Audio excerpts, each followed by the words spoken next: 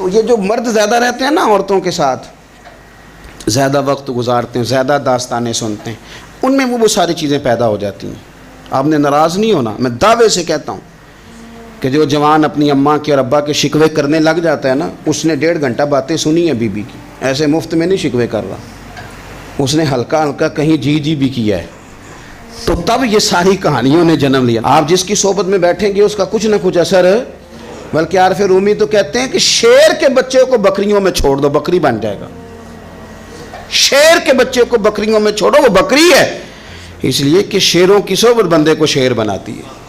تو جب بیٹھنا ہی نہیں ہے، باتیں ہی سارا دن یہ والی سننی ہے، ہر وقت رہنا ہی اسی داستان میں، پھر کمزور باتیں، پھر اپنے ماضی کے دکھ، پھر پتہ نہیں کیا۔ آپ نے ناراض نہیں ہونا، میں بعض جوانوں کی باتیں سن کے میرا دل کرتا ہے کہ اسے کہوں یار تو کیا بات کر رہا ہے، اپنا قد دیکھ، تو اپنی عمر دیکھ، رب نے تجھے مرد بنایا ہے، تو کمال آدمی ہے، تو کھڑا ہو۔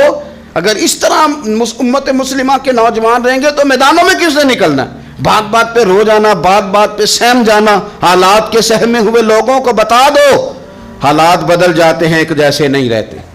آپ کی طبیعت میں دلیری اور وقار ہونا چاہیے۔ حضرت اسماء بنت ابی بکر صدیق، حضرت صدیق اکبر رضی اللہ تعالی عنہ کی وہ صاحبزادیاں ہیں جو حضرت عائشہ کی بڑی ہمشیرہ ہیں۔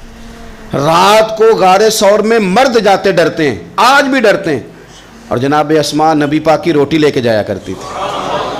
پھر اللہ نے ان کو بیٹا دیا، حضرت عبداللہ بن زبیر، یہ حضور کی پھپھی کے نواسے ہیں۔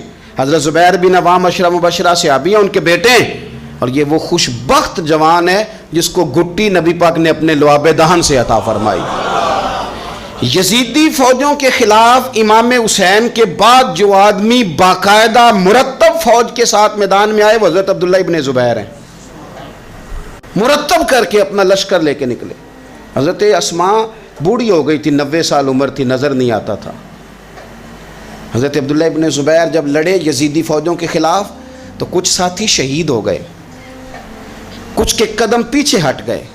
حضرت عبداللہ ابن زبیر ماں کے پاس آئے اور ماں سے آ کے کہتے اماں میرے کچھ ساتھی کمزور پڑ گئے، کچھ شہید ہو گئے، اور یہ بڑے سخت لوگوں کی فوج سے ہمارا مقابلہ ہے، تو اس وقت تیرے ساتھ کوئی خدمت گزار نہیں، میں تیرا اکیلا سہارا ہوں، ماں تو بتا میں کیا کروں، آگے جاؤں کہ واپس مڑوں؟ نابینا ہیں حضرت اسماء، عمر ہے 90 سال، بیٹے کی پشت پہ ہاتھ رکھ کے کہتی ہیں پتر پہلے یہ بتا کہ تو حق پہ ہے کہ نہیں، تو حق پہ ہے کہ نہیں؟ ان ماں کی گود میں اسلام پلا کرتا تھا، حق پہ ہے کہ نہیں؟ تو حضرت عبداللہ ابن زبیر کہنے لگے اماں میں حق میں ہوں۔ تو حضرت اسماء کہنے لگے پتر پھر میدان میں جا، اور میرا پتر ایک میرے ساتھ وعدہ کر، کوئی بھی تیر پشت پہ نہ کھانا، سارے سینے پہ کھا کے آنا۔ حضرت عبداللہ ابن زبیر عرض کرنے لگے اماں یہ بڑے ظالم قسم کے دشمن ہیں، یہ آنکھیں نکال دیتے ہیں، ہونٹ کاٹ دیتے ہیں، جسم کے ٹکڑے ٹکڑے کرتے، تو سہ لے گی؟ کیا جواب ہے، کیا طاقت ہے، کیا ہمت ہے۔ حضرت اسماء فرمانے لگی پتر بکرے کو نہ صرف ذبح ہوتے وقت تکلیف ہوتی ہے، کھال اترتے وقت کوئی تکلیف نہیں ہوتی، جا میرا بیٹا میدان میں۔ حضرت عبداللہ ابن زبیر شہید کر دیے گئے، ان کی لاش مبارک مکہ مکرمہ کے چوک میں جنت المعلیٰ کے پاس لٹکا دی گئی۔ حجاج بن یوسف نے حضرت اسماء کو بلایا اور بلا کے کہنے لگا تجھے پتہ ہے تیرا بیٹا لٹکا ہوا ہے؟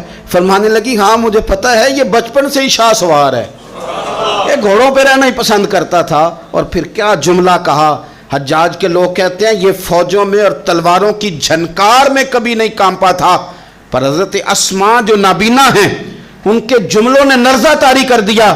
فرمانے لگی حجاج میرا پتر لٹک گیا ہے، کہیں تیرے آگے جھکا تو نہیں نا؟